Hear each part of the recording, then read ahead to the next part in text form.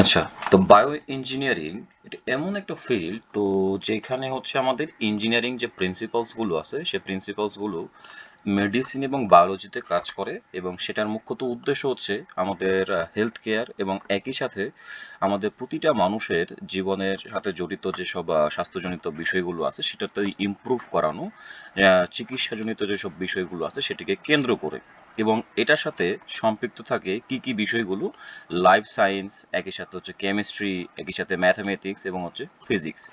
তো এটাকে যদি আমরা আরেকটু বৃহৎভাবে দেখি যে এটার মধ্যে যে প্রবলেম সলভিং এর যে স্কিলস গুলো আসে, মানে সে বিষয়গুলো আসে হচ্ছে ইঞ্জিনিয়ারিং এর যে অন্যান্য যেসব ক্ষেত্রগুলো আছে সেই ক্ষেত্রগুলো থেকে। তো বায়ো ইঞ্জিনিয়ার্স যারা আছে তারা মূলত এই ক্ষেত্রতে কি করে, তারা হচ্ছে মেডিকেল যে ইনস্ট্রুমেন্ট গুলো আছে সেটিকে তারা ক্রিয়েট করে, তৈরি করে এবং একই সাথে মেডিকেল ডিভাইস যেগুলো আছে সেগুলোকে তারা ক্রিয়েট করে এবং একই সাথে কম্পিউটেশনাল যে টুলস গুলো আছে সেটিকেও তারা তৈরি করে এবং একই সাথে তারা পপুলেশন স্টাডিজ অর্থাৎ যে জনসংখ্যা জনস্বাস্থ্যজনিত যেসব বিষয়গুলো আছে সেটিকে নিয়ে তারা স্টাডি করে এবং সেটার বিষয়ের উপরে তারা হচ্ছে রিসার্চ করে এবং সেখান থেকে তারা নতুন ধরনের যে চ্যালেঞ্জগুলো বা যে সমস্যাগুলো ঘটে বা সামনে আসে সেগুলোকে তারা কি করে অ্যাড্রেস করে বা চিহ্নিত করে। সেটা হচ্ছে কি সম্পর্কিত, সেটা হচ্ছে অবশ্যই হেলথ কেয়ার জনিত। তো এর মধ্যে আমরা যদি এখন বায়ো ইঞ্জিনিয়ারিং এর যে ফিল্ডটা সেটার যদি গুরুত্বপূর্ণ ভূমিকার জায়গাটুকুকে দেখি তাহলে দেখব যে এটা সবচেয়ে বেশি অ্যাডভান্সিং অংশটা আছে হচ্ছে আমাদের মেডিকেল টেকনোলজিকে কেন্দ্র করে এবং একই সাথে এটার মুখ্যত উদ্দেশ্যটা থাকে হচ্ছে ক্লিনিক্যাল যে প্রবলেমস গুলো আছে সেটা হচ্ছে সলভ করা। এবং এটার সাথে সাথে এটা কি কি কাজ করে সেটা হচ্ছে নতুন ধরনের যে ইনোভেশনগুলো বা উদ্ভাবনগুলো আছে সেই উদ্ভাবনগুলোর দ্বারা সে কি ধরনের পরিস্থিতিটা দেয় সেটা হচ্ছে আমাদেরকে ডায়াগনস্টিক যে মনিটর সেগুলো দেয় এবং একই সাথে ব্লাড গ্যাস অ্যানালাইজার এটার দ্বারা সে উদ্ভাবনের সমস্যাগুলো দেয় এবং একই সাথে পেস মেকারের দ্বারা সে সমস্যার সমাধান দেয় এবং ডিফিব্রিলেটর দ্বারা সমস্যার সমাধানগুলো দেয় এবং একই সাথে যে সার্জিক্যাল লেজারগুলো আছে সেটির মাধ্যমেও আমাদেরকে সমস্যার সমাধানের জায়গাটুকু দেয়। তো যখন আমরা বায়োমেডিক্যাল সায়েন্টিস্ট যারা থাকে তাদের ক্ষেত্রটা দেখি তো তারা হচ্ছে মূলত আমাদের চারপাশের যে প্রকৃতির যে বিভিন্ন ধরনের ঘটনাগুলো আমাদের স্বাস্থ্যজনিত বিষয়গুলোকে কেন্দ্র করে তো সেই ব্যাপারগুলোকে তারা বোঝার চেষ্টা করে এবং সেখান থেকে তারা বিভিন্ন ধরনের হাইপোথিসিস গুলাকে কি করে হাইপোথিসিস গুলাকে দাঁড় করায় এবং বায়ো ইঞ্জিনিয়ার্স যারা আছে তারা সেই সব সায়েন্টিফিক প্রিন্সিপালসকে ব্যবহার করে নতুন ধরনের ব্যবহারিক ক্ষেত্রতে ব্যবহার করার জন্য কিছু টেকনোলজি উদ্ভাবন করে। সেটার মুখ্যত উদ্দেশ্য কি থাকে? সেটার থাকে উদ্দেশ্যগত দিকটা হচ্ছে যে মনিটরিং হেলথ অর্থাৎ আমাদের স্বাস্থ্যগত বিষয়গুলোকে মনিটর করা বা খেয়াল রাখা এবং একই সাথে সেটা বায়োলজিক্যাল যে প্রসেসগুলো আছে সেই প্রসেসগুলোতেও ভূমিকার জায়গাটা দেয়। তো এরপরে বায়ো ইঞ্জিনিয়ারিং এর সাথে সম্পর্কযুক্ত যেসব বিশেষজ্ঞদের অংশগুলো জড়িত সেটার মধ্যে থেকে আমরা পাবো সেটা কি কি কোন কোন ক্ষেত্র থেকে আসে, সেটা মূলত আসে হচ্ছে কেমিক্যাল, একই সাথে ইলেকট্রিক্যাল এবং একই সাথে হচ্ছে মেকানিক্যাল ইঞ্জিনিয়ারিং এর সেক্টর থেকে আসে এবং এই সেক্টর থেকে আসা বিভিন্ন ধরনের বিশেষজ্ঞ মানুষগুলো তারা হচ্ছে বায়োলজি এবং হেলথ কেয়ার এটিকে সামনে রেখে যে সমস্যাগুলো সামনে আসে বা যেসব চ্যালেঞ্জগুলো আসে সেটাকে তারা সমাধান দেওয়ার চেষ্টা করে এবং এটার সাথে একত্রিত বা সমন্বিত যে রূপটা সেটা মোটামুটি একটা স্পেশালাইজড ফিল্ড হিসেবে কাজ করে আমাদের বর্তমানের এডুকেশনাল ইনস্টিটিউশনগুলোতে এবং সেটারই বিভিন্ন ক্ষেত্র আমরা দেখি যে বায়ো ইঞ্জিনিয়ারিং সেক্টর এবং একই সাথে বায়োমেডিক্যাল সেক্টর এবং আরও অন্যান্য যেসব সংযুক্ত যেসব বিষয়গুলো আছে সেগুলো। তো বায়ো ইঞ্জিনিয়ারিং সেক্টরগুলোর মধ্যে যে নেতৃত্ব স্থানীয় বলা যায় যে বিষয়গুলো জড়িত সেগুলো কোন কোন সেক্টর থেকে আসে, সেটার অবশ্যই কিছু ইঞ্জিনিয়ারিং ডিসিপ্লিন থেকে তো অবশ্যই সম্পৃক্ততাটা আছে, যেটা আমরা একটু আগে দেখলাম যে কেমিক্যাল, ইলেকট্রিক্যাল, মেকানিক্যাল এটা হচ্ছে সমন্বিত রূপ এবং একই সাথে এটার যে কাজের যে সেক্টরগুলো সেটা সমন্বিত রূপটা আসে কোথা থেকে, সেটা আসে মোটামুটি হচ্ছে মেডিকেল যে প্রফেশনালস বা চিকিৎসা সম্পর্কিত যেসব পেশা আছে সেটার সাথেও সমন্বিত অংশটা আসে এবং এই মেডিকেল প্রফেশনালসদের সাথে সম্পর্কযুক্ত অংশটা কি কি থেকে কেন্দ্র করে আসে সেটা হচ্ছে ফিজিশিয়ানসরা থাকে, অর্থাৎ ডাক্তাররা থাকে, একই সাথে নার্স থাকে, টেকনিশিয়ান থাকে এবং একই সাথে এখানের মধ্যে যে ইঞ্জিনিয়ারিং ডিসিপ্লিনস এর মধ্যে থেকে যেটা আমরা পাই যে এই মেডিকেল প্রফেশনালস এর মধ্যে যে কিছু কিছু ক্ষেত্রে আমরা দেখি যে টেকনিশিয়ানসরা ডিজাইন টেস্ট এবং যে মেডিকেল টেকনোলজিস গুলো আছে সেটিকে মেইনটেইন করার জন্য সেখানে সম্পর্কযুক্ত থাকে। তো এরপরে আমাদের আরেকটা জিনিস যেটা থাকবে সেটা হচ্ছে যে বায়ো ইঞ্জিনিয়ারিং এর মধ্যে আমরা যেসব মেডিকেল ডিভাইস বা মেডিকেল যে ইনস্ট্রুমেন্টগুলো ব্যবহার করি, মানে সেটির মধ্যে সবচেয়ে গুরুত্বপূর্ণ একটা অংশ হচ্ছে পারফরম্যান্স মেট্রিক্স। তো পারফরম্যান্স মেট্রিক্স এই জিনিসটা এক্স্যাক্টলি আমাদেরকে কি বোঝায়, যে এটা বলতে বোঝাবে হচ্ছে যে কোনো মেডিকেল যে ডিভাইস, সেই ডিভাইসের এক্স্যাক্টলি আমাদের ইফেক্টিভনেসটা কেমন এবং একই সাথে সেটার এফিসিয়েন্সি কেমন, সেটার সেফটি কেমন। তো সেই সব বিষয়গুলোকে বুঝতে পারার জন্য আমাদের যে ক্ষেত্রটা গুরুত্বপূর্ণ সেটা হচ্ছে আমাদের বায়ো ইঞ্জিনিয়ারিং সেক্টর। কারণ এটার মধ্যে থেকে আমরা সেই মেডিকেল ডিভাইসটার এফিকেসি কত সেটা জানতে পারি, একই সাথে অ্যাকুরেসি, সেন্সিটিভিটি এবং স্পেসিফিসিটি, একই সাথে প্রিসিশন এবং সেফটির সাথে আমাদের যে বিষয়গুলো জড়িত থাকে সেটা হচ্ছে বায়ো কম্প্যাটাবিলিটি আমাদের সাথে কেমন অ্যাডজাস্টেবল, এবং একই সাথে সেই ডিভাইসটার ডিউরেবিলিটিটা কেমন, এবং একই সাথে সেটা রিলায়েবিলিটিটা কেমন। এইসব বিষয়গুলো থাকে হচ্ছে আমাদের পারফরমেন্স মেট্রিক্স। মূলত এটা হচ্ছে একটা পরিমাপ কৌশল। কিসের জন্য? সেটা শুধুমাত্র আমাদের যেসব মেডিকেল ডিভাইসগুলো আছে সেই মেডিকেল ডিভাইসটাকে সেটা আসলে কতটা ভালোভাবে কাজ করতে পারতেছে সেটাকে মেজার করার একটা গাণিতিক কৌশল বলা যায়। তো একই সাথে আমাদের দেখা যায় যে নতুন যে ডিভাইসগুলো আছে সেই ডিভাইসগুলোকে ডেভেলপ করার পরিস্থিতি এবং তাদের যে কার্যক্ষমতার জায়গাটা বা তাদের ফাংশনালিটিটাকে বুঝতে পারার পরিস্থিতিটাও আমরা পাই। তো এরপরে আমাদের এই যে প্রেজেন্টেশনের যে মুখ্যত পরিস্থিতিটা সেটাতে আমরা বায়ো ইঞ্জিনিয়ার্স যারা আছে তাদের যে ভূমিকা জায়গা সেটাও দেখব, এবং একই সাথে আমরা বিভিন্ন ক্ষেত্রে যে তাদের কাজের যে পরিস্থিতিগুলো সেটাকেও আমরা দেখব, এবং বর্তমান ক্ষেত্রতে আমাদের মেডিকেল ডিভাইস ডেভেলপমেন্টের পরিস্থিতিটা কেমন হয়ে আছে সেটাকেও আমরা দেখব, এবং একই সাথে রিসেন্ট যে অ্যাডভান্সমেন্টগুলো হয়েছে এইসব ফিল্ডে অর্থাৎ বায়ো ইঞ্জিনিয়ারিং ফিল্ডে সেটাকে আমরা দেখব। তো এরপরে যে ব্যাপারটা পাই আমরা সেটা হচ্ছে যে বায়ো ইঞ্জিনিয়ারিং এর যে সেক্টরটা সেটা হচ্ছে মোটামুটি একটা কিন্তু রিলেটিভলি একটা নতুন একটা ফিল্ড, অর্থাৎ নতুন একটা ইঞ্জিনিয়ারিং চর্চার ক্ষেত্র। তো এটা মূলত আমাদের প্রচলিত যেসব ইঞ্জিনিয়ারিং সেক্টর বা ইঞ্জিনিয়ারিং যেসব বিষয়গুলো আছে সেটার তুলনায় কিন্তু বর্তমান আমাদের এই পৃথিবীতে নতুন। তো এটা সবচেয়ে বেশি গুরুত্বপূর্ণ ভূমিকা পালন করতেছে কোন ক্ষেত্রতে, অর্থাৎ ভূমিকা পালন কিন্তু করতেছে, কিন্তু সেটা কিন্তু যে ভূমিকার জায়গাটাতে সে পরিপূর্ণতা পেয়ে আসতেছে এরকম কিন্তু না, মানে এখনো স্টিল নাও রানিং, মানে সেটা হচ্ছে ভূমিকার জায়গাটা পালন করে আসতেছে পয়েন্ট অফ কেয়ার ডিভাইসের ক্ষেত্রে। পয়েন্ট অফ ডিভাইস বা আমাদের পিওসি এই ডিভাইসটা বলতে এক্স্যাক্টলি কি বোঝায়? এটা হচ্ছে এক্স্যাক্টলি আমাদের মেডিকেল ডায়াগনস্টিক্স টুলস। তো এই জিনিসগুলো শুধুমাত্র ব্যবহার করা হয় আমাদের পার্সোনাল হেলথ কেয়ার রিলেটেড বিষয়গুলোকে কেন্দ্র করে। তো এটার সাথে সাথে আমাদের এই point of care device personal health কেয়ারের ক্ষেত্রে ব্যবহার করার বিশেষত্বটা কোথায়? এই পয়েন্ট অফ কেয়ার ডিভাইসগুলো যেগুলো আছে সেগুলো খুবই বলা যায় যে ব্যবহারের জন্য সহজ, মানে প্রক্রিয়াগুলো সহজ, এবং সেটা যে কোনো জায়গায় ব্যবহার ক্যারি করেও নিয়ে যাওয়া যায়। যেমন এই যে এখানেও কিছু উদাহরণ, যেমন গ্লুকোজ মনিটর, তারপর হচ্ছে pregnancy test kit, blood pressure system, এবং একই সাথে জয়েন্ট প্রোটেকশন ডিভাইসগুলো, এগুলো হচ্ছে আমাদের পয়েন্ট অফ কেয়ার ডিভাইস, যেটা এখনো ডেভেলপিং এর সেক্টরে আছে আমাদের এই বায়োইঞ্জিনিয়ারিং ক্ষেত্রে। তো এখন স্পেশালাইজেশনের যে জায়গাগুলো সেটা হচ্ছে আমাদের বায়ো ইঞ্জিনিয়ারিং এর সেক্টরে কি কি ধরনের বিষয়গুলো বিশেষত্বগুলো পালন করে, কোন কোন শাখাগুলো বিশেষত্ব পালন করে, তার মধ্যে একটা হচ্ছে বায়ো ইনস্ট্রুমেন্টেশন। তো বায়ো ইনস্ট্রুমেন্টেশন এই সেক্টরটাতে কি প্রিন্সিপাল বা কি নীতি ব্যবহার করে এই সেক্টরটা কাজ করে, সেটা মূলত আমাদের ইলেকট্রিক্যাল এবং ইলেকট্রনিক্স ইঞ্জিনিয়ারিং এর যে সেক্টরটা সেটাকে ব্যবহার করে আমাদের ডায়াগনস্টিক এবং হচ্ছে থেরাপিউটিক ডিভাইসকে সে কি করে ডেভেলপ করে বা তৈরি করে। তাহলে বায়ো ইনস্ট্রুমেন্টেশনের মেইন যে অ্যাপ্লাইটা সেটা হচ্ছে ইলেকট্রিক্যাল এবং ইলেকট্রনিক্স ইঞ্জিনিয়ারিংটাকে ব্যবহার করে সে ডায়াগনস্টিক এবং থেরাপিউটিক যে ডিভাইসটা সেটাকে সে ক্রিয়েট করে বা তৈরি করে। এবং সেটার প্রেক্ষিতে আমরা কি কি ধরনের ডিভাইসগুলো পেয়ে আসছি বা পেয়েছি, সেটা হচ্ছে কার্ডিয়াক পেসমেকার, তারপর ডিফিব্রিলেটর, একই সাথে আর্টিফিশিয়াল অর্গানস যেগুলো আছে সেগুলো, এবং একই সাথে বর্তমান সময়টাতে আমরা ইমেজিং এবং সিগন্যাল প্রসেসিং টেকনোলজির মধ্যেও এই বায়ো ইনস্ট্রুমেন্টেশনের যে ডেভেলপের সেক্টরটা বা সমৃদ্ধির যে জায়গাটা সেটা দেখতে পাচ্ছি।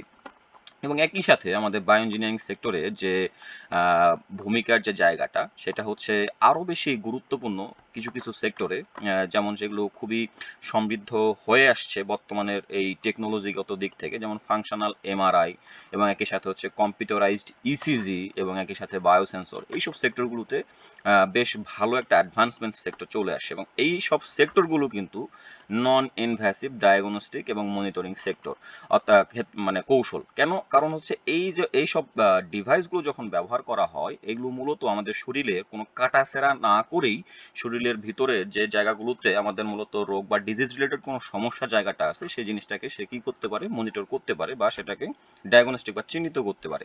অর্থাৎ সেটা হচ্ছে কি ধরনের প্রক্রিয়া বলা হয় মেডিকেলের ভাষায়, এটা হচ্ছে নন ইনভ্যাসিভ, অর্থাৎ সেটা শরীরে কোনো ধরনের সার্জিক্যাল বা কোনো ধরনের কাটাছেঁড়া না করেই সেটাকে পরীক্ষা নিরীক্ষা করতে পারার যে কৌশলটা, সেটাই হচ্ছে আমাদের নন ইনভ্যাসিভ। এবং একই সাথে আরো বিভিন্ন ধরনের টেকনোলজির জায়গাগুলো, সেগুলো এখনো হচ্ছে আমাদের একটা বলা যায় যে অ্যাডভান্সমেন্ট প্রক্রিয়ার মধ্যে বা ইমপ্রুভমেন্ট সেক্টরের মধ্যে আছে। যেমন মাইক্রো প্রসেসর, সেটা এখনো উন্নত করার চেষ্টার মধ্যে আছে বিভিন্ন ধরনের পরিস্থিতিগত দিক থেকে, যেমন ব্যাটারি, বিশেষ করে আমাদের যারা যেসব ডিভাইসগুলোতে ব্যাটারির প্রয়োজন হয় সেসব বিষয়গুলোর জন্য আমাদের ব্যাটারির প্রক্রিয়াগুলো ডেভেলপিং এর সেক্টরটা নিয়ে এখনো কাজ চলতেছে। তো মূলত এখানে ফাংশনাল এমআরআই এবং একই সাথে কম্পিউটারাইজড ইসিজি, মানে এই দুটার পার্থক্যটা কোথায় সাধারণ এমআরআই এবং ইসিজির ক্ষেত্রগুলোতে? ফাংশনাল এমআরআই এর ক্ষেত্রটা হচ্ছে এরকম যে আমাদের শরীরের যে ব্লাড ফ্লোটা হয়, সেই ব্লাড ফ্লোটাকে কি করে আমাদের নিউরাল অ্যাক্টিভিটির সাথে আমাদের যে প্রতিনিয়ত যে ব্লাড ফ্লোটার পরিবর্তন হচ্ছে, তো সেটার প্রেক্ষিতে আমাদের ব্রেনের যে অ্যাক্টিভিটিটা, সেটাকে পরিমাপ করাটাই হচ্ছে আমাদের এই ফাংশনাল এমআরআইটার হচ্ছে মেইন উদ্দেশ্য। অথচ আমাদের সাধারণ যে এমআরআইটা, সেটা কি করে, যে কোনো একটা আমাদের স্পেসিফিক একটা টিস্যু বা কোষের যে অংশটা বা কোনো একটা অর্গানের মধ্যে ডিটেল একটা ইমেজ তৈরি করে দিতে পারে। তো এটাও সে একই কাজ করবে, কিন্তু এটার সম্পূর্ণ মুখ্যত ইয়ে থাকতেছে আমাদের শরীরের যে নিউরাল অ্যাক্টিভিটি, সেটার সাথে ব্লাড ফ্লো যখন আমাদের হচ্ছে শরীরে, তো সেই পরিবর্তনটার প্রেক্ষিতে ব্লাড ফ্লোর পরিবর্তনটা কিন্তু আমাদের নিউরাল অ্যাক্টিভিটির সাথে সাথেও পরিবর্তনের জায়গাটা পাচ্ছে। সো সেটা ওই পরিমাপটাই আমার করি হচ্ছে এই ফাংশনাল এমআরআই দ্বারা। কম্পিউটারাইজড ইসিজি, সাধারণ ইসিজিতে শুধুমাত্র আমরা হার্টের অ্যাক্টিভিটিটা ম্যানুয়ালি রেকর্ড করতাম। তো কম্পিউটারাইজড ইসিজিটা হচ্ছে এখানে কম্পিউটার সফটওয়্যার ব্যবহার করা হয় এবং এখান থেকেই আমাদের সেই এই যে রেকর্ড করা যে ইসিজির যে ডেটাগুলো, সেটাকে কি করা হয়, অ্যানালাইজ করা হয়। তো এরপরে বায়োমেডিক্যাল যে ডিভাইসগুলো, সেগুলোর মধ্যে আমাদের কিছু বৈচিত্র্যতা আছে, যেমন ভ্যারাইটি অফ ম্যাটেরিয়ালস সেখানে ব্যবহার করা হয়। কিছু কিছু ক্ষেত্রে সেটা মেটালস ব্যবহার করা হয়, সিরামিক্স ব্যবহার করা হয় এবং পলিমার ব্যবহার করা হয়। এবং প্রত্যেকটাকেই চুজ করা হয় বা প্রত্যেকটাকে চিহ্নিত করা হয় বা আমাদের জন্য সিলেক্ট করা হয় কিসের ভিত্তিতে? সেটা হচ্ছে ইন্টারঅ্যাকশন উইথ বডি, অর্থাৎ আমাদের শরীরের ক্রিয়া প্রতিক্রিয়ার উপর ভিত্তি করে। এবং সেটার ক্ষেত্রে সবচেয়ে বেশি যে জিনিসটা আমাদের মাথায় রাখতেই হয়, সেই জিনিসটা হচ্ছে কি? সেটা হচ্ছে আমাদের যে জিনিসটা হতে হবে, মেটালস হোক, সেটা সিরামিক্স হোক বা পলিমার হোক, অবশ্যই সেটা হতে হবে আমাদের নন টক্সিক এবং একই সাথে আমাদের বায়ো কম্প্যাটেবল হতে হবে এবং সেটার লং টার্মের সেফটির জায়গাটা থাকবে এবং একই সাথে ইফেক্টিভনেসটাও থাকবে। কিসের ক্ষেত্রে? যখন আমরা ইমপ্ল্যান্ট করব বা কন্ট্যাক্ট লেন্সের ক্ষেত্রে ব্যবহার করব বা সার্জিক্যাল টুলস হিসেবে মেটালস বা সিরামিক্স বা পলিমারের যে ম্যাটেরিয়ালসগুলো ব্যবহার করব, সেটার ক্ষেত্রে অবশ্যই এই বৈশিষ্ট্যগুলো থাকতেই হবে আমার। এখন এই যে আমাদের নন টক্সিক, বায়ো কম্প্যাটেবল, তারপর হচ্ছে আমাদের সেফটি, ইফেক্টিভনেস, এইসব বিষয়গুলোর প্রেক্ষিতে আমরা এক্স্যাক্টলি বায়োম্যাটেরিয়ালসের কি কি পরিস্থিতিটা এখানে পাই বা ম্যাটেরিয়ালসের, এটা মূলত হচ্ছে আমাদের বায়োম্যাটেরিয়ালসের একটা করে ধর্ম বলা যায়। যে ম্যাটেরিয়ালসগুলো আমাদের শরীরে ব্যবহার করি আমরা, এটা হচ্ছে মূলত বায়োম্যাটেরিয়ালসের সেক্টরের অংশ, যেটার মধ্যে আমরা টক্সিসিটি, একই সাথে ইনফ্লামেশন, একই সাথে অ্যালার্জেনিসিটি, বায়োডিগ্রেবিলিটি, এইসব বিষয়গুলোকে আমরা দেখি যে শরীরের সাথে যেন কোনো হার্মফুল সিচুয়েশন তৈরি করতে না পারে। তো মূলত বায়োমেডিক্যাল ডিভাইসটার ক্ষেত্রে আমরা এইসব বিষয়গুলোকে মাথায় রাখি, যেটার সাথে নন টক্সিক হয় এবং একই সাথে আমাদের শরীরের সাথে উপযুক্ত পরিস্থিতিটা বজায় থাকে টিস্যুর সাথে, সেটাকে আমরা বলতেছি বায়ো কম্প্যাটেবল এবং একই সাথে এই ইফেক্টিভনেস, লং টার্ম সেফটির বিষয়গুলো সম্পর্কযুক্ত থাকে। তো এই জন্যই বায়োম্যাটেরিয়ালসের যে স্পেশালিস্ট যে অংশগুলো, মানে সেটার সাথে আমাদের ফার্স্ট অবস্থায় সবচেয়ে বেশি ক্রুশিয়াল অংশটুকু কি বা সবচেয়ে বেশি গুরুত্বপূর্ণ অংশটা কি, সেটা হচ্ছে ডিজাইনিং এবং একই সাথে ডেভেলপিং ডিভাইস। এবং সেটার মধ্যে বর্তমান সেক্টরে আমরা ইনসুলিন পাম্প, তারপরে ককলিয়ার ইমপ্ল্যান্ট, এসবের মাধ্যমে দেখছি। এবং এটাতে সবচেয়ে বেশি ফোকাস করা হয় কি কি জিনিসটাকে, অর্থাৎ আমাদের বায়োমেটেরিয়ালস এর মধ্যে সবচেয়ে বেশি ফোকাস করা হয় যে আমাদের যখন ম্যাটেরিয়ালসটাকে ক্রিয়েট করতেছি সেটার সাথে অবশ্যই টিস্যু রিজেনারেশনের যে সাপোর্ট সেটা যেন সম্পর্কযুক্ত থাকে। কি যেন থাকে আমাদের এখানে tissue regeneration. Tissue regeneration exactly কি, এখানে আমাদের যে ড্যামেজ বা লস্ট টিস্যু সেটাকে আমরা কি করতেছি, নতুন একটা টিস্যুর দ্বারা রিপ্লেস করতেছি, যার ফলে আমাদের ইনজুরড যে এরিয়াটা থাকবে বা আমাদের যদি কোনো একটা শরীরের যে টিস্যুর অংশটা সেটা যদি ইনজুর্ড হয় বা সেটা যদি ক্ষতিগ্রস্ত থাকে, তাহলে সেটা হচ্ছে গ্রোথটা কি করবে, আমাদের এই টিস্যু রিজেনারেশন প্রক্রিয়া সেটা হচ্ছে ডেভেলপ পাবে। তো এখানে বায়োম্যাটেরিয়ালসের ভিত্তিতে মূলত টিস্যু রিজেনারেশনটা কিভাবে জিনিসটা কাজ করবে সেটা হচ্ছে আমাদের যে সেলের যে গ্রোথ, যদি এটা কোনো সেল হয় কোষের, সে কোষের সেলটার গ্রোথটাকে কি করবে সেটা খুবই ভালোভাবে হবে এবং একই সাথে টিস্যুর যে ফরমেশনটা, অর্থাৎ এই কোষটা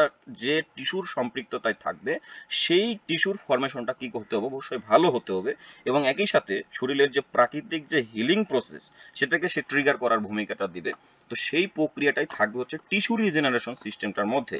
এবং একই সাথে যে ম্যাটেরিয়ালসটাকে আমরা শরীরে ব্যবহার করার জন্য আমরা সিলেক্ট করব সেটার অবশ্যই কিছু প্রপার্টি থাকবে। সেই প্রপার্টিটা কি, একটু আগে আমরা কিছু দেখছিলাম প্রপার্টি, যেমন সেটা নন টক্সিক হবে এবং একই সাথে বায়ো কম্প্যাটিবল হবে এবং একই সাথে সেটা লং টার্ম সেফটি থাকবে। তো স্পেসিফিকভাবে আমাদের এই এসেনশিয়াল প্রপার্টি, অর্থাৎ একটা বায়োম্যাটেরিয়ালসের অংশের মধ্যে আমরা এই টিস্যু রিজেনারেশন এই সাপোর্টটা তো দেখতেছি, সাথে পজেস করতেছি কি এসেনশিয়াল কিছু প্রপার্টি, অর্থাৎ কিছু ধর্ম থাকবেই। এবং সেই ধর্মগুলো হচ্ছে দুইটা, একটা হচ্ছে বায়ো কম্প্যাটিবিলিটি এবং একটা হচ্ছে মেকানিক্যাল ডিউরেবিলিটি। এই বায়ো কম্প্যাটিবিলিটির মধ্যে আমরা কি কি পাচ্ছি, বায়ো কম্প্যাটিবিলিটির মধ্যে আমরা একটা পাচ্ছি হচ্ছে টক্সিসিটি, একটা হচ্ছে পাচ্ছি কি টক্সিসিটি। এই টক্সিসিটিটা হচ্ছে আমাদের অবশ্যই যে ম্যাটেরিয়ালসটাকে চুজ করব সেটা হতে হবে আমাদের শরীরের সাথে নন টক্সিক, সেটা টক্সিসিটি লেভেলটা হতে হবে একেবারে কম এবং সেটা যেন শরীরের কোনো ধরনের কোষের বা টিস্যুর সাথে সেটা যেন কোনো ধরনের এই টক্সিসিটি প্রকাশ করতে না পারে। এবং একই সাথে ইনফ্ল্যামেশন, অর্থাৎ জ্বালাপোড়া হওয়া যাবে না। একই সাথে অ্যালার্জেনিসিটি, আমাদের যে অ্যালার্জির মতো কিছু গুটে গুটে র্যাশ তৈরি হয় শরীরে, সে ধরনের সিচুয়েশনটাও আমাদের ম্যাটেরিয়ালসটা ব্যবহার করার পরে যেন উৎপন্ন না হয় কোনো কোষের মধ্যে বা যে জায়গাটাতে আমরা সেটাকে পুশ করব, যে ম্যাটেরিয়ালসটাকে ব্যবহার করব বা সেটাকে ইমপ্ল্যান্ট করব, সেটা যেন না হয়, সেই অ্যালার্জেনিসিটিটাও থাকা যাবে না এবং এর সাথে বায়োডিগ্রেডেবিলিটির জায়গাটাও থাকবে। এবং একই সাথে এটা তো গেল আমাদের বায়ো কম্প্যাটিবিলিটি, অর্থাৎ আমাদের শরীরে যখন আমরা কোনো একটা ম্যাটেরিয়ালসটাকে পুশ করতেছি সেটা যেন আমাদের যে টিস্যু বা কোষ, অর্থাৎ আমাদের জীবীয় যে অংশটা মানে সেটার সাথে যেন সেটা অ্যাডজাস্টেড হয় এবং সেটা যেন খাপ খেয়ে যায়, সেটা হচ্ছে বায়ো কম্প্যাটিবিলিটি। আর মেকানিক্যাল ডিউরেবিলিটির মধ্যে আমরা কি কি পাই, এটা ফিজিক্সের সেই বিষয়গুলোর সাথে সম্পৃক্ত থাকে, যেমন হচ্ছে স্ট্রেংথ, একই সাথে স্টিফনেস, একই সাথে ফ্যাটিগ এবং কিছু ওয়্যার রেজিস্ট্যান্স থাকে ম্যাটেরিয়ালসটার। তো স্ট্রেংথটা এক্স্যাক্টলি কি, যে আমরা যে ম্যাটেরিয়ালসটা ব্যবহার করব স্ট্রেংথের ক্ষেত্রে, যখন আমরা স্ট্রেংথ ব্যবহার করব, স্ট্রেংথের যে বিষয়টা, স্ট্রেংথের ক্ষেত্রে জিনিসটা হবে এরকম যে ম্যাটেরিয়ালসটার ক্ষেত্রে আমাদের যে ফোর্স প্রয়োগ হবে বা বাহ্যিকভাবে হোক বা ইন্টারনালি আমাদের শরীরের যে পরিস্থিতি থেকে উৎপন্ন হওয়া ফোর্সই হোক, সেটাকে সে কি করে দিবে, ওই ম্যাটেরিয়ালসটা যাতে রোধ করে দেয়, সে রোধ করে দেওয়ার যে ক্ষমতাটা, সেটার প্রেক্ষিতে আমাদের ওই ম্যাটেরিয়ালসটা কি করতে পারবে না, ব্রেকডাউন হতে পারবে না। তো এইটার যে ধর্মটা সেটাই হচ্ছে আমাদের স্ট্রেংথ। এরপরে আমাদের পাবো হচ্ছে স্টিফনেস। স্টিফনেসের যে বৈশিষ্ট্যটা সেটা হচ্ছে মেকানিক্যাল ডিউরেবিলিটির মধ্যেই। স্টিফনেসের যে সিচুয়েশনটা, এটা হচ্ছে আমাদের কি, যে আমার বিভিন্ন ধরনের যে ডিফর্ম হওয়ার যে ফোর্সগুলো মানে সেগুলোর প্রেক্ষিতেও আমাদের সেই ম্যাটেরিয়ালসটার মধ্যে যদি প্রয়োগ করে থাকি সেটা ডিফর্মেশনটা কি হবে, রোধ করবে, অর্থাৎ সেটা ডিফর্ম হবে কিন্তু আবার সেটা পরিস্থিতিটা বজায় রাখবে, কিন্তু ওই ধাতুর কোনো ধরনের সমস্যা ঘটাবে না। এবং একই সাথে ফ্যাটিগের মধ্যে কি হবে, যে যত প্রকারের লোডই আমি দিই না কেন সেই ধাতুর উপরে, সেটা লোড নেওয়ার ক্ষমতাটা তার মধ্যে থাকবে আর কি, এবং একই সাথে রেজিস্ট্যান্সের জায়গাটাও থাকবে। তো এটা গেল আমাদের মোটামুটি বায়োম্যাটেরিয়ালসের সেক্টরগুলোতে এই বেসিকগুলো আমাদেরকে মাথায় রাখতে হয় এবং একই সাথে আমাদের বায়ো ইনস্ট্রুমেন্টেশনের ক্ষেত্রে এইসব বিষয়গুলো মাথায় রাখতে হয়।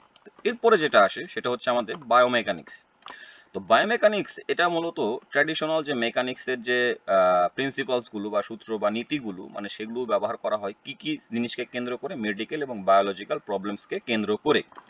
এবং এইখান থেকে আমাদের যে বিষয়গুলো বুঝতে সহায়তা করে সেটা হচ্ছে যে আমাদের শরীরের উপরে, আমাদের মানুষের শরীরের উপরে আমাদের ফোর্সের যে প্রভাবটা সেটা আসলে কেমন, এবং এটার ভিত্তিতেই আমরা কি কি জিনিসকে ইনোভেট করতে পারি সেটা হচ্ছে প্রস্থেটিক যে ডিজাইনটা সেটাকে আমরা উন্নত করতে পারি। যেমন বর্তমানে, যেমন আজ থেকে 50 বছর আগে যে প্রস্থেটিকের যে ডিজাইনটা ছিল বর্তমান সেক্টরে সেটা হচ্ছে কি অনেকটা ইমপ্রুভড ডিজাইনগত দিক থেকে। কেন? কারণ ফোর্সগত দিকটা পূর্বে যেরকমটা ভাবে পরীক্ষা নিরীক্ষা করে জিনিসটাকে ডিজাইন করা হতো, বর্তমানের ক্ষেত্রে সেটা আরো বেশি অনেক উন্নত। তো সেই জন্য সেটা ইমপ্রুভমেন্টটা অল টাইম চলমান থাকে এবং একই সাথে এটার যে সেফটির যে বিষয়গুলো মানে সেগুলো থাকে আর কি। যেমন সেফটির যে ডেভেলপমেন্ট, সেফটি ইকুইপমেন্টের মধ্যে আমরা যে এয়ার ব্যাগ সেটার ডিজাইনগত পরিস্থিতিটা পরিবর্তন দেখছি এবং এর সাথে হেলমেটের সিচুয়েশনটাও। তো এরপরে যেটা আসে সেটা হচ্ছে সেলুলার ইঞ্জিনিয়ারিং সেক্টর। সেটা হচ্ছে আমাদের কি কি ধরনের বিষয়গুলোকে চিহ্নিত করে দেয়, বায়োমেডিকেলের যে নতুন চ্যালেঞ্জগুলো আছে কোথায় কোথায় সে চ্যালেঞ্জগুলো, সেটা হচ্ছে সেলুলার এবং মলিকিউলার লেভেলে। কিসের মধ্যে? অবশ্যই একটা বায়োলজিক্যাল সিস্টেমের মধ্যে। তাহলে সেলুলার ইঞ্জিনিয়ারিংটা অ্যাড্রেস করে বায়োমেডিকেলের বিভিন্ন ধরনের চ্যালেঞ্জগুলো বা সমস্যাগুলো, সেটা কোথায়? সেটা বায়োলজিক্যাল একটা সিস্টেমের সেলুলার এবং মলিকিউলার লেভেলে। এবং তারা কি ধরনের সমৃদ্ধতা কি ধরনের সিচুয়েশনটাকে বা কি ধরনের অবস্থাটাকে আমাদের মধ্যে সমাধান দেয়, সেটা হচ্ছে যে আমাদের যে কালচার যে সেলগুলো সেটাকে হচ্ছে স্টাডি করে কিসের জন্য, ডিজিজ আছে কিনা এবং একই সাথে সেটা রিজেনারেট টিস্যু তৈরি করতে পারবে কিনা বা সেই ধরনের প্রক্রিয়াগুলো বৈশিষ্ট্যগুলো আছে কিনা এবং একই সাথে আমাদের যে কেমিক্যাল টক্সিসিটি সেটার বৈশিষ্ট্যগুলো থাকতেছে কিনা বা আছে কিনা, একই সাথে থেরাপিউটিক মলিকিউলস হিসেবে সেটা উৎপন্ন হতে পারে কিনা, এই সব কিছু আমাদের এই সেলুলার ইঞ্জিনিয়ারিংটা চ্যালেঞ্জ হিসেবে দেখে আমাদের জন্য সমাধান দেয়। তো থেরাপিউটিক যে মলিকিউলস এটা এক্স্যাক্টলি কি? এটা হচ্ছে এমন একটা মলিকিউলস বা অণু যেটা বায়োলজিক্যাল সিস্টেমসের সাথে কি করতে পারে, ইন্টারঅ্যাক্ট করতে পারে সে এবং সেইখানে যে রোগটা থাকে সেটা কি করতে পারে, ট্রিট করতে পারে, ট্রিটমেন্ট দিতে পারে। অর্থাৎ এটার জন্য কিছু কমন কিছু থেরাপিউটিক মলিকিউলস আমরা জানি, যেমন হচ্ছে ড্রাগসের যে বিভিন্ন ধরনের ফার্মাসিউটিক্যাল যে এজেন্টস গুলো আছে সেটা হচ্ছে থেরাপিউটিক মলিকিউলস হিসেবে কাজ করে এবং একই সাথে কিছু বায়োলজিক্স আছে। তো বায়োলজিক্সটা হচ্ছে আমাদের কি কি, প্রোটিনস, তারপরে অ্যান্টিবডি, ভ্যাকসিন, এগুলো কিন্তু হচ্ছে আমাদের থেরাপিউটিক মলিকিউলস। এইখানে আমাদের যেমন এই যে ভ্যাকসিন এবং হচ্ছে এই যে মনোকলিনিয়াল কলোনাল হচ্ছে যে অ্যান্টিবডি, এটা হচ্ছে আমাদের থেরাপিউটিক মলিকিউলস। তো মনোকলোনাল অ্যান্টিবডিসটা আবার কি? এটা মূলত এক ধরনের প্রোটিন আর এগুলো উৎপন্ন হয় কোথায়, ইমিউন সেল যেটা আছে সেখানে এদেরকে পাওয়া যায়, সেখান থেকে যেটা সেটা হচ্ছে মনোকলোনাল। তো এরপরে ক্লিনিক্যাল ইঞ্জিনিয়ারিং এর যে সেক্টরটা বায়ো ইঞ্জিনিয়ারিং এর সাথে সম্পৃক্ত, সেটার মূলত কাজ কি, সেটা কোথায় অ্যাপ্লাই করা হয়? সেটা মূলত আমাদের স্বাস্থ্যজনিত যেসব সেটিংস গুলো আছে সেটার সাথে সম্পর্কযুক্ত। এবং ক্লিনিক্যাল যে ইঞ্জিনিয়ার গুলো আছে বা ক্লিনিক্যাল প্রকৌশলী যারা, তারা হচ্ছে আমাদের কি করে, মেডিকেল যে ইকুইপমেন্ট গুলো আছে সেটা হচ্ছে টেস্ট এবং একই সাথে রিপেয়ার এবং মেইনটেইন করার যে ভূমিকার জায়গাটা সেটা তারা পালন করে এবং একই সাথে তারা নতুন যে টেকনোলজিসটা সেটাকে ইভ্যালুয়েট করে বা বিস্তৃত ঘটানোর চেষ্টা করে যে পূর্বের টুলসের মধ্যে বা ইকুইপগুলোর মধ্যে কি কি ধরনের ভুল ছিল বা সেটাকে আরো কিভাবে ডেভেলপ করলে জিনিসটার মধ্যে আরো ভালো পরিস্থিতি আমরা পাবো বা আরো কাজের সুবিধার জায়গাটা আসবে। তো সেটা মূলত ইভ্যালুয়েট করে নতুন টেকনোলজির মাধ্যমে এবং একই সাথে মেডিকেল যে প্রোডাক্টের ডেভেলপমেন্ট সেটাকেও তারা ভূমিকা রাখে এবং ক্লিনিক্যাল যে ধরনের প্রয়োজনীয়তার জায়গাগুলো আছে, যে আমাদের যে ইনস্ট্রুমেন্টেশন দিক হোক বা যে কোনো কিছু রোগীর সেবার সহজলভ্যতার জন্য সেই সব কিছু ডিভাইসটাকে তারা কি করে ইনশিওর বা নিশ্চিত করায় দেয়। এছাড়াও আমাদের যে ক্লিনিক্যাল ইঞ্জিনিয়ার যারা আছে তারা হচ্ছে মেডিকেল স্টাফদের সাথে কাজ করে এবং কিসের জন্য, মোটামুটি সেটা হচ্ছে যে মেডিকেল যে ইকুইপমেন্ট গুলো আছে মানে সেটা কি কি ক্ষেত্রে ব্যবহার করা হয়, কেন কেন ব্যবহার করা, সেটা হচ্ছে ডায়াগনস্টিক, অর্থাৎ রোগের নির্ণয় করার জন্য এবং সেটা রোগটা নিরাময় করার জন্য। তো ওই ইকুইপমেন্টের যে ফাংশনটা আছে সেই ফাংশনটাকে সঠিকভাবে এবং খুবই নিরাপদে ব্যবহার করার জন্য আমাদের ক্লিনিক্যাল ইঞ্জিনিয়াররা হচ্ছে মেডিকেল স্টাফদের সাথে কাজ করে এবং একই সাথে তারা কিসে ভূমিকা রাখতেছে, সেটা হচ্ছে নিউ টেকনোলজি এবং ইকুইপমেন্ট পারচেসের ক্ষেত্রেও বা ক্রয় করার ক্ষেত্রেও ভূমিকা রাখতেছে। তো এরপর যেটা আসে যে আমাদের বায়ো ইঞ্জিনিয়ারিংটা আমাদের প্রকৃতিগত দিক থেকে সেটা হচ্ছে ইন্টারডিসিপ্লিনারি, অর্থাৎ সেটা বিভিন্ন বিষয়ের সাথে সম্পর্কযুক্ত এবং এই যে এটার যে সাকসেসটা কেন গুরুত্বপূর্ণ হয়েছে সেটা হচ্ছে তার ডাইভার্স যে এরিয়া, অর্থাৎ বায়ো ইঞ্জিনিয়ারিং এর যে ডাইভার্স এরিয়া সেটার জন্য, যেমন bio instrumentation, bio mechanics, cellular engineering, clinical engineering, এই সব কিছুর কন্ট্রিবিউশনের মাধ্যমে আমরা কি করছি বর্তমান পৃথিবীতে মেডিকেল যে টেকনোলজি এবং পেশেন্ট কেয়ারের যে অ্যাডভান্সমেন্ট বা উন্নতির যে পরিস্থিতিটা সেটাকে করতে পারতেছি। দ্যাটস ওয়াই এটা হচ্ছে তার বায়ো ইঞ্জিনিয়ারিং, এটা হচ্ছে তার সাকসেসের জায়গাটা খুব গুরুত্বপূর্ণ হয়ে দাঁড়াইছে। এরপরে মেডিকেল ইমেজিং যে টেকনিকটা সেই টেকনিকটা ব্যবহার করে আমরা কি কি ঘটাই, ম্যাগনেটিক রেজোনেন্স ইমেজিং বা এমআরআই, কম্পিউটার টমোগ্রাফি বা CT scan, positron emission tomography বা পিইটি, এই সব কিছুর গুরুত্বের জায়গাটা আমরা কিভাবে ব্যবহার করি একটা রোগীর ক্ষেত্রে, এটা কোন প্রক্রিয়ায় রোগীর মধ্যে ব্যবহার করি, সেটা হচ্ছে নন ইনভ্যাসিভ প্রক্রিয়ার মাধ্যমে। কিসের জন্য? রোগটাকে নির্ণয় করার জন্য, ডায়াগনোসিসের জন্য, এবং একই সাথে রোগের গবেষণার জন্য। এবং সেটার প্রেক্ষিতে আমরা কি পাই?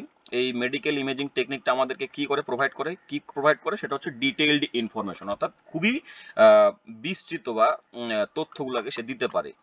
কিসের মাধ্যমে? সেটা হচ্ছে ইন্টারনাল যে অর্গানটা, যেটার আমরা এমআরআই বা সিটি স্ক্যান পেট করতেছি, সেটার হচ্ছে ডিটেইলড ইনফরমেশনটা দেয়, এবং একই সাথে ওই অর্গানের ফাংশনাল যে প্রসেসটা সেটাকেও আমাদের সামনে তুলে ধরে।